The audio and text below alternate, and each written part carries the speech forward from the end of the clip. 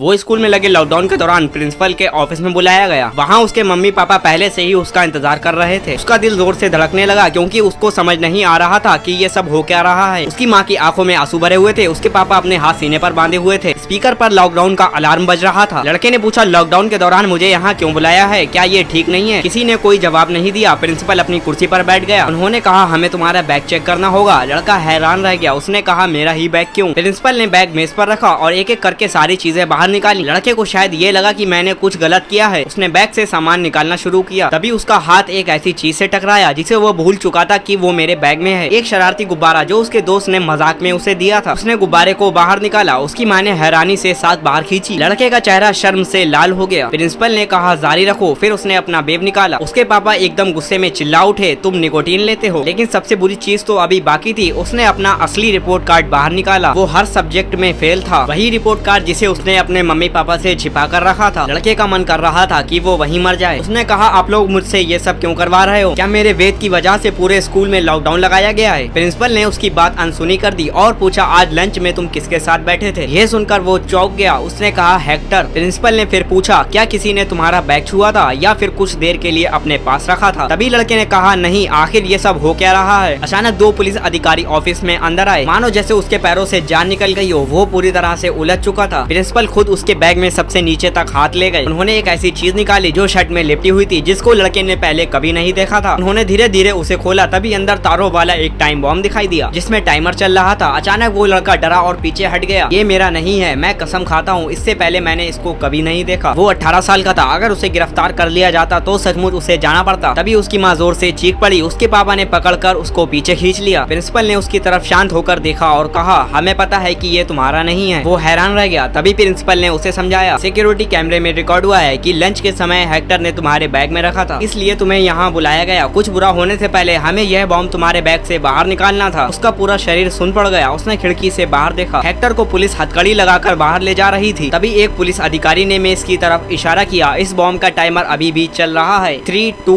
1। तभी लड़का डर के मारे सिमट गया, लेकिन कुछ भी नहीं हुआ। उसने धीरे धीरे अपनी आंखें खोली। तभी पुलिस अधिकारी मुस्कुराकर बोला, मैंने ये खिलौना टारगेट स्टोर में देखा है और ये नकली है। तभी लड़के को समझ आया कि हेक्टर ने हमारे स्कूल के इतिहास का सबसे बड़ा मजाक किया था।